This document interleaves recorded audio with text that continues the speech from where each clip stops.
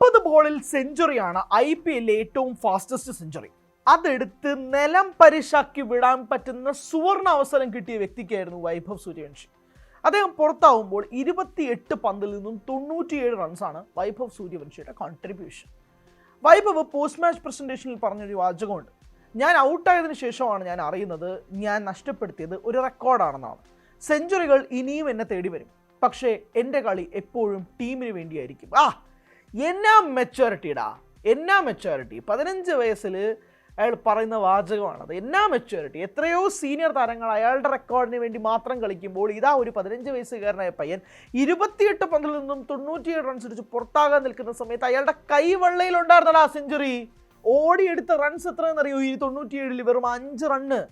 പാറ്റ് കമിൻസിനൊക്കെ hat trick sixer. ഇതാണ് കളി. എന്ത് ലൈവ് കാണുന്ന ഓരോ പ്രേക്ഷകരും ഞാൻ എഴുതിത്തരാം. ജയ്സ്വാൾ അവിടെ ആ ഒരു സമയത്ത് നിന്ന് കളിക്കുകയായിരുന്നു. ജയ്സ്വാൾ അവിടെ നിന്ന് കളിക്കുക. വൈഭവ് സൂര്യവംശിയുടെ ഇന്നിങ്സ് കണ്ടു കഴിഞ്ഞാൽ ഹൈലൈറ്റ്സ് കാണുന്ന പോലെ ഫീൽ ചെയ്തു. എന്താ കളി! Like this wonder boy man. Under nineteen world കപ്പിലെ സമയത്ത് ഫൈനൽസിൽ 175 റണ്ണ് 80 പന്ത് ഇത് അടിച്ചപ്പോൾ പോലും അത് കഴിഞ്ഞ് IPL ഇയാൾ തീർത്തുകൊണ്ടിരിക്കുന്ന മാജിക്കുകൾ. അയാൾ അടിച്ചടിച്ചടിച്ചടിച്ചടി ഇങ്ങനെ പൊയ്ക്കൊണ്ടിരിക്കുകയാണ് അയാളുടെ കരിയർ. സത്യം പറഞ്ഞാൽ സൺറൈസേഴ്സ് ഹൈദരാബാദ് വർ ടോട്ടലി വാഷ്ഡ് ഔട്ട്. അതായത് അവർ ഭയങ്കരമായ ചെറുത്ത് നിൽപ്പൊക്കെ സെക്കൻഡ് ഇന്നിങ്സിലൊക്കെ നടത്തിയെങ്കിൽ പോലും ഈ പയ്യൻ കാരണം ഉണ്ടാക്കുന്ന പ്രശ്നവും ഈ സീനിയർ താരങ്ങളെയൊക്കെ ഈ പയ്യൻ ചെറുവിരലങ്ങ് നിർത്താമെന്നൊക്കെ പറഞ്ഞുണ്ടല്ലോ, അവിടെയാണ് ഇയാൾ ഉണ്ടാക്കിയെടുക്കാൻ പോകുന്ന മാജിക് എന്ന് പറയുന്നത്. 28 ball 97 runs, what are you talking? ഇവിടെ കഴിഞ്ഞ ദിവസം 70+ റൺസിൽ ഏറ്റവും കൂടുതൽ പന്തുകൾ അടിച്ചതിൻ്റെ ഒരു കണക്കെടുത്ത് നോക്കിയപ്പോഴേക്കും സുരേഷ് റെയ്ന 25 ബോളിൽ നിന്നും 87 റൺസ് അടിച്ചൊരു ഇന്നിങ്സ് ഉണ്ട്. അതിൽ ബ്രണ്ടൻ മക്കലുമായിട്ടൊരു റോങ് കോളിൽ മാത്രം റൺഔട്ടായി പോകേണ്ടി വന്ന സുരേഷ് റെയ്നയുടെ ഇന്നിങ്സ് ഉണ്ട്. ആ സമയത്ത് IPL ഏറ്റവും ഫാസ്റ്റസ്റ്റ് സെഞ്ചുറി സുരേഷ് റെയ്ന കുറിക്കുമെന്ന് അദ്ദേഹം ഔട്ടാവുന്നതിന് മുമ്പ് പലരും പ്രവചിച്ചിരുന്നു. അങ്ങനെ ഒരു സാധ്യത ഉണ്ടായിരുന്നു കേട്ടോ. ഗംഭീര ഇന്നിങ്സ് ആയിരുന്നു, പലരും കണ്ടിട്ടുണ്ടാവും. പക്ഷേ ഇതൊന്നും അല്ല.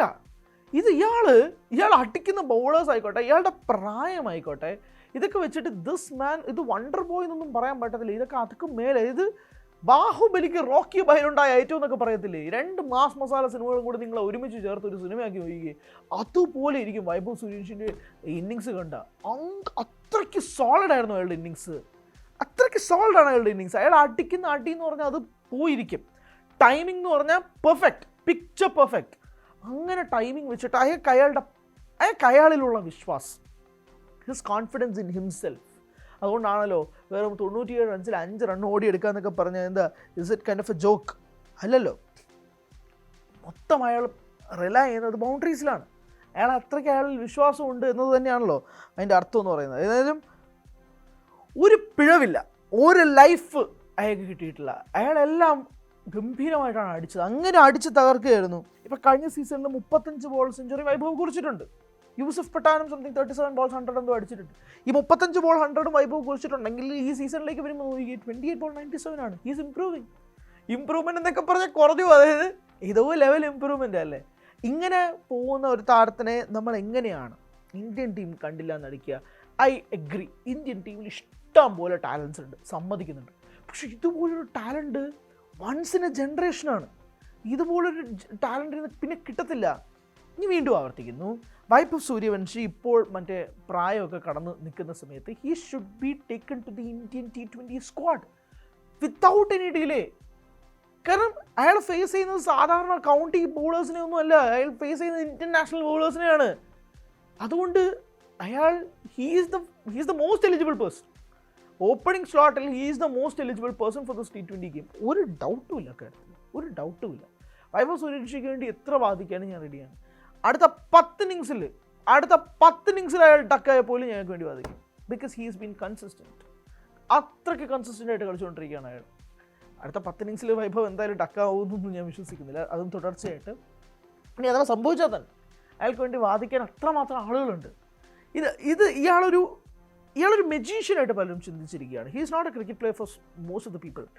പലരും ചിന്തിച്ച് വെച്ചേക്കുന്നത് ഇയാളൊരു wonder boy, wonder kid, magician എന്നൊക്കെ പറഞ്ഞ് പല വിളിപ്പേരുകളാണ് വൈഭവിന് വന്നുകൊണ്ടിരിക്കുന്നത്. ആ വിളിപ്പേരുകൾ വെറുതെ അയാൾ ഉണ്ടാക്കിയെടുക്കുന്നതുമല്ല, അയാൾ അത്രമാത്രം കഷ്ടപ്പെട്ട് ഉണ്ടാക്കിയെടുക്കുന്ന പേരും കൂടിയാണെന്ന് പറയേണ്ടി വരുമല്ലോ. അതായത് നമുക്ക് വൈഭവ് അടിച്ചെടുത്ത റൺസിൻ്റെ ഇത് നോക്കുക. അതായത് ഇന്നിങ്സിലെ ആദ്യത്തെ ഓവറിൽ കമ്മിൻസിനെതിരെ ഒരു 6, അത് കഴിഞ്ഞിട്ട് അടുത്ത ഓവറിൽ ഇഷൻ മലിംഗയ്ക്കെതിരെ ഒരു 6, അത് കഴിഞ്ഞ് 3-ാം ഓവറിലാണ് ഈ ഹാട്രിക് 6, 3 6ഉം ഒരു 4.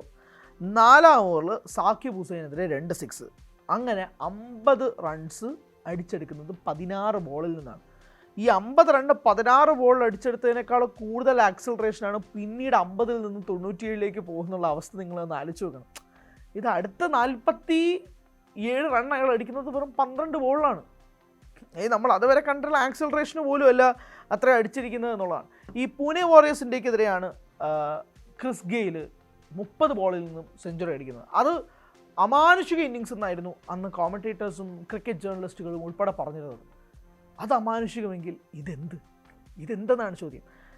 ക്രിസ് ഗെയിൽ ആ മത്സരത്തിൽ അടിച്ചെടുത്തതിന് ശേഷം 175 or 66 balls if I'm not wrong, അത് അടിച്ചെടുത്തതിന് ശേഷം യുവരാജ് സിംഗ് ഒക്കെ ഉൾപ്പെടെ ബാറ്റ് എടുത്തിട്ട് ഇത് സ്പ്രിങ് ഉണ്ടോ എന്നൊക്കെ തപ്പുന്നുണ്ടായിരുന്നു. What will you call this innings? ഈ ഇന്നിങ്സിന് എന്ത് പറയും? അവിടെയാണ് വൈഭവ് ഇത്രയും വലിയൊരു മാസീവ് ക്യാരക്ടറായിട്ട് മാറുന്നത്. രാജസ്ഥാൻ റോയൽസിൻ്റെ ഏറ്റവും പ്രധാനപ്പെട്ട പ്ലെയറായിട്ട് വൈഭവ് മാറുന്നതും അങ്ങനെയാണ്. കഴിഞ്ഞ ദിവസങ്ങളിൽ ജസ്റ്റിൻ ലാംഗർ ആരാണെന്ന് ക്രിക്കറ്റ് സ്നേഹിക്കുന്നവർ ഞാൻ എടുത്തു പറയേണ്ട ആവശ്യമൊന്നുമില്ല. ജസ്റ്റിൻ ലാംഗർ വൈഭവ് സൂര്യവംശിയുടെ അടുത്ത് പോയിട്ട് "Can I take a photo with you" എന്ന് അങ്ങോട്ട് പറയുന്ന കാര്യം, ലൈക്ക് അങ്ങനത്തെ കാഴ്ചകൾ.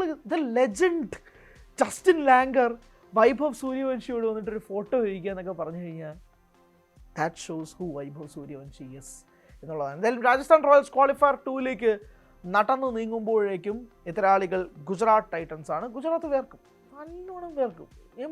ഈ സൺറൈസേഴ്സ് ഹൈദരാബാദ് ഒരിക്കലും എക്സ്പെക്ടേഷൻ കഴിഞ്ഞ ദിവസം കാവ്യമാരനൊക്കെ വിഷമിച്ചിരിക്കുന്നത് കണ്ടു. Sunrisers hoped that they would qualify, but Vaibhav just to get away, എടുത്തോണ്ട് പോയി, കളി കഴിഞ്ഞ് എടുത്തോണ്ട് പോയി. ഗുജറാത്തും വേർക്കും. വൈഭവ് ഈ ഫോമിലാണെങ്കിൽ ഗുജറാത്ത് മാത്രമല്ല RCBയും വേർക്കും, ഒരു തർക്കമില്ല കാര്യത്തിൽ.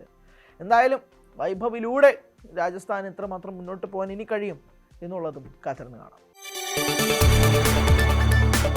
കൂടുതൽ വാർത്തകൾക്ക് News 18 Keralam YouTube channel subscribe ചെയ്യുക.